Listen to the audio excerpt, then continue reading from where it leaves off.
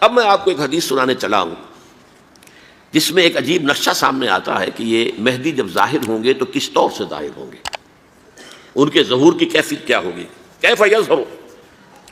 یہ روایت ہے حضرت ام سلمہ سے رضی اللہ تعالی عنہ، حضور کی زوجہ محترمہ ہیں، فرماتی ہیں ام سلمہ عن النبی صلی اللہ علیہ وسلم قال یکون اختلاف عند موت خلیفۃ۔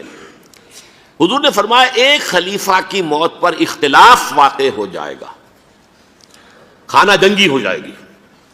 فَيَخْرُجُ رَجُلٌ مِّنْ أَهْلِ الْمَدِينَةِ هَارِبًا إِلَىٰ مَكَّةَ، پھر مدینے کے لوگوں میں سے ایک شخص نکلے گا، بھاگے گا اور جا کر پناہ لے گا اور چھپ جائے گا مکے میں۔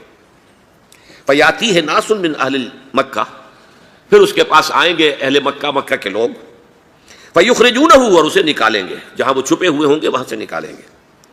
وَهُوَ كَارِهٌ، اور وہ بالکل اس کو پسند نہیں کر رہے ہوں گے، نہ وہ خواہش مند ہوں گے کہ ان کے ہاتھ پر بیعت کی جائے، نہ وہ یہ چاہیں گے کہ وہ میدان میں آئیں اور ان کو جو ہے اپنا لیڈر مانا جائے۔ وَهُوَ كَارِهٌ فَيُبَايِعُونَهُ بَيْنَ الرُّكْنِ وَالْمَقَامِ، لیکن لوگ جو ہے پھر اصرار کے ساتھ ان کے ہاتھ پر بیعت کریں گے رکن اور مقام کے درمیان۔ رکن وہ کونا ہے خانہ کعبہ کا جس میں حجر اسود لگا ہوا ہے، اور مقام ابراہیم جو ہے، ان دونوں کے مابین جو یہ علاقہ ہے یہاں پر وہ بیعت ہوگی۔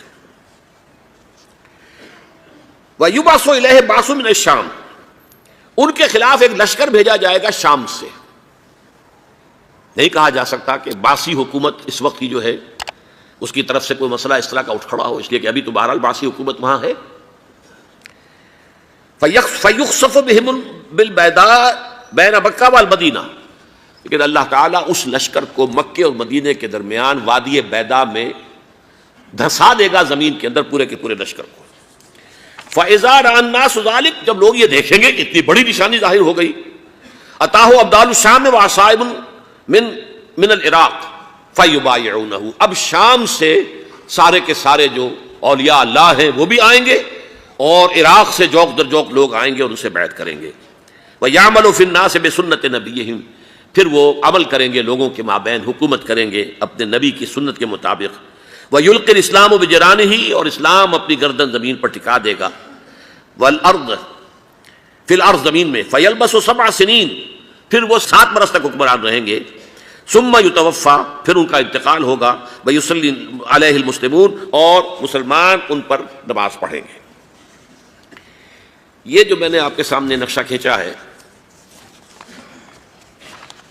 اس سے اب میں ایک نتیجہ نکالتا ہوں، اسے بھی میرا گمان کہیے، اختلاف بھی کر سکتے ہیں آپ، اگر اس کو وزنی سمجھے تو قبول بھی کر سکتے ہیں۔ وہ یہ ہے کہ میرے نزدیک ان کے ظہور کا وقت قریب ہے، اور اس کی تھوڑی سی بعد میں مجھے معلوم ہوا کہ جین ڈکسن غالباً نام ہے امریکن اس کا، جس نے یہ پیشن کوئی خبر دی تھی کہ 1962 میں عالم عرب میں ایک بچہ پیدا ہوا ہے کہ جو وہاں کا نقشہ بدل کر رکھ دے گا۔ یہ جین ڈکسن کی غالباً پیشن گوئی ہے۔ بہرحال مجھے اس کی پیشن گوئی سے کوئی دلچسپی نہیں ہے، میں تو جو احوال دیکھ رہا ہوں، یعنی اسرائیل کا قائم ہو جانا، اور اس کے بعد اب یروشلم کا مسلمانوں کے ہاتھوں سے نکل جانا، اور اب گویا کہ وہ الملحمۃ العظمیٰ جو ہے تلی کھڑی ہے، کسی بھی وقت جو ہے یہ جو ہے وہ لاوا پھٹ سکتا ہے، آتش فشاں پھٹ سکتا ہے۔ تو یہ تمام حالات ایسے ہیں کہ جن کی وجہ سے میں سمجھتا ہوں کہ ایک تو جو قرآن مجید کے اشارات میں نے آپ کو بتائے، 14 صدیاں، 14 دن میں چاند کا پورا ہونا، والقمر اذا اتسق، 14 دن میں 14ویں کا چاند۔ اسی طرح اب یہ 14 صدیوں کے بعد یہ صدی جو 15ویں صدی ہے، یہ در حقیقت ظہور امام مہدی کی صدی ہے۔